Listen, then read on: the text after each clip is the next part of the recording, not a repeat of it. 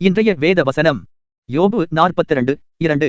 தேவரீர் சகலத்தையும் செய்ய வல்லவர், நீர் செய்ய நினைத்தது தடைபடாது என்பதை அறிந்திருக்கிறேன். பிரியமானவர்களே, ஒரு வாலிப மகன் நீண்ட நாள் வேலை இல்லாமல் அவனுடைய நண்பனுடன் சேர்ந்து வேலைக்காக தேடிக் கொண்டிருந்தான்.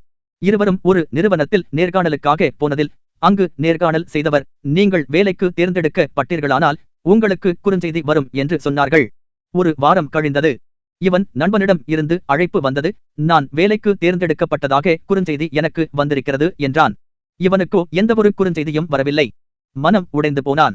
பல வருடமாய் வேலை இல்லாமல் வாழ்வதை விட தற்கொலை செய்து கொள்வதே மேலானது என்று நினைத்து தற்கொலைக்கு முயற்சிக்கும் போது அவன் நேர்காணலுக்கு போன நிறுவனத்திலிருந்து அவனுக்கு ஒரு அழைப்பு வந்தது. அதில் உங்கள் பெயரைப் போலவே இங்கு 2 பெயர் இருக்கிறது, தவறுதலாக குறுஞ்செய்தி அனுப்பிவிட்டோம், நீங்கள் வேலைக்கு தேர்ந்தெடுக்கப்பட்டீர்கள் என்றார்கள்.